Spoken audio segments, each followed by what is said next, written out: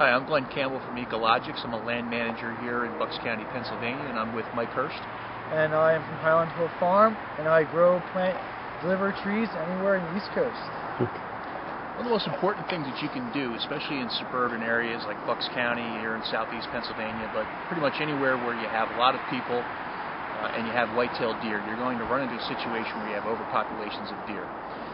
A lot of people in a few of the videos you've seen here have been about how to put plants out that are non-nutritious or non-suitable for deer food. But what we're going to talk about is something a little bit different today. For folks that want to have deer attracted into a parcel of land or a backyard for hunting purposes, you can actually take plants and different types of food materials that you can plant that will actually help attract deer into an area.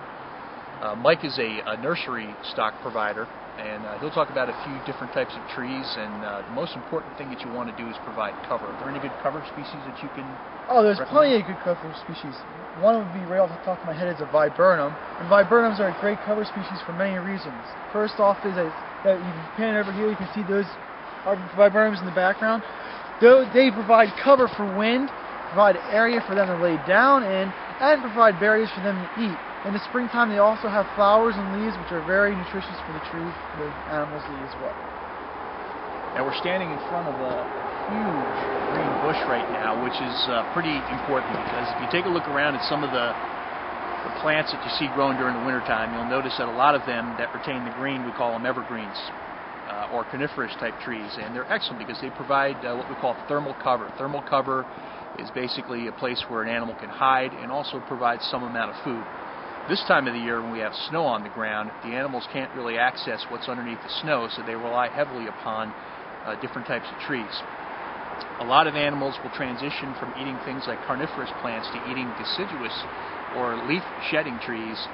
They'll start to eat what's known as browse, which is the buds that are on the end of the trees this time of the year. The buds are packed with nutrition.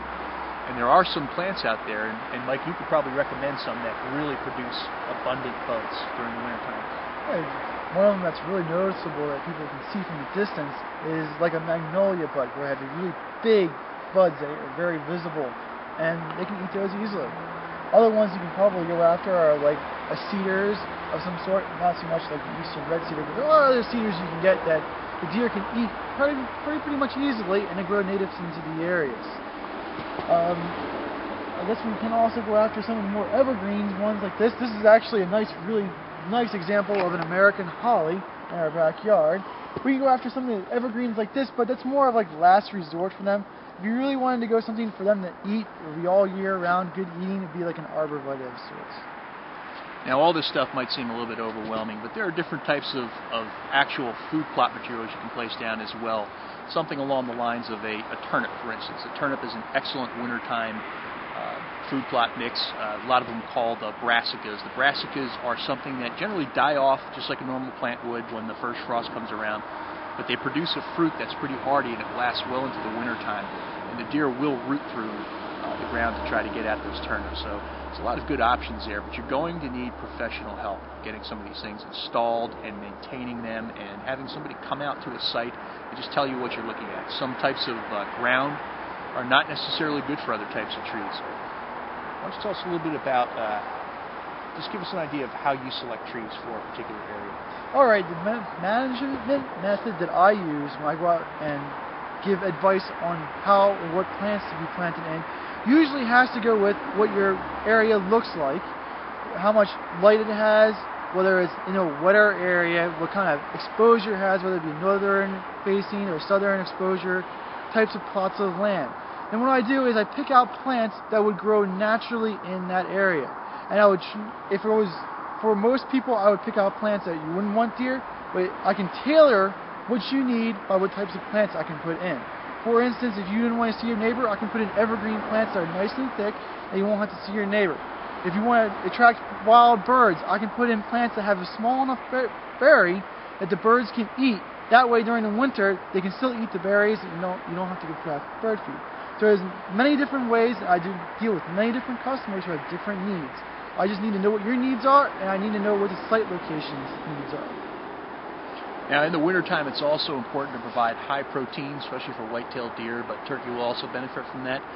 Pelletized protein is something that we provide as a service as well. You can utilize a combination of pelletized protein, which is similar to a horse feed, if you will, in combination with different types of food plots like the brassicas or turnips that we talked about, providing a dense cover for protection against winter elements and also protection against what is perceived to be predators. So you can contact us at Highland Hill Farm. And our number is 215-651-8329. Thank you for your... This is a group of large river birch trees that I have. Anything that's in here that I can't dig with my diggers, I'm going to be giving away, but you'll have to hire someone to come in who has a digger big enough to transplant these. Some of these trees are 6 inches in caliper, as you can see right here.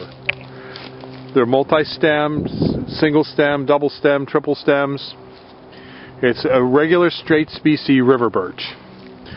And we're selling this property off, so we're just going to try and get rid of some of these trees. And you can give us a call at 215-651-8329.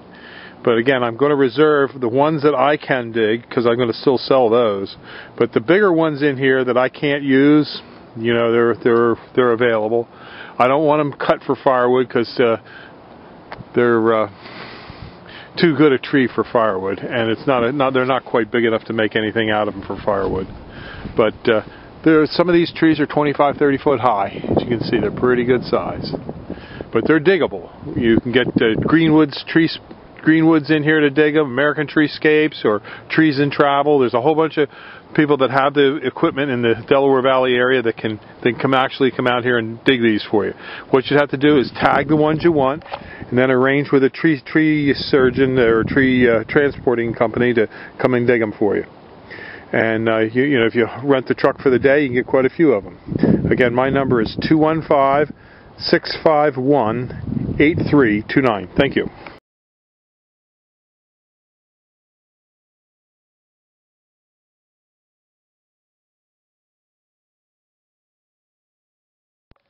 We're at Highland Hill Farm on Route 313 in Fountainville, PA. This video is about the American hornbeam. This tree is a wetlands tree. We grow quite a few of these. You can come pick out what you want, or we can just dig them. Normally we let them grow with a lot of the branches to the bottom. Some of them are multi-stem. Most of these are single stem. It's a tree that likes wet soils. It's considered a wetlands plant. It's very easy to grow. And you can see the soil here is a wetland soil. There's water in all around here. It's a wetlands type plant. And we grow quite a few of these. This one block here has about 1,000 of them in it. You can see it's quite a big block.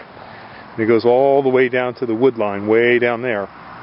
We're on Route 313 in Fountainville. We have thousands of trees, plants, and shrubs here. And we can let you come out and tag, or we can dig for you for custom orders.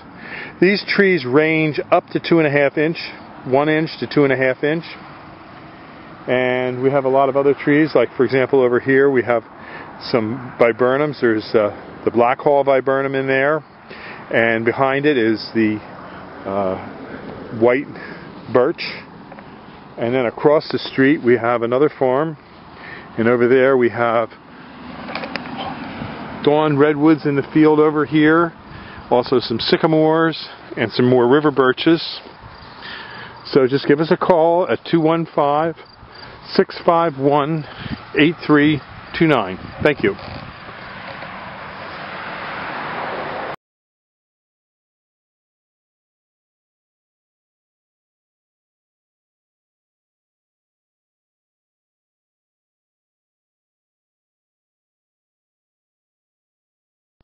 We're here at Highland Hill Farm on Route 313, and these are our real nice looking burning bush, Euonymus alatus compacta.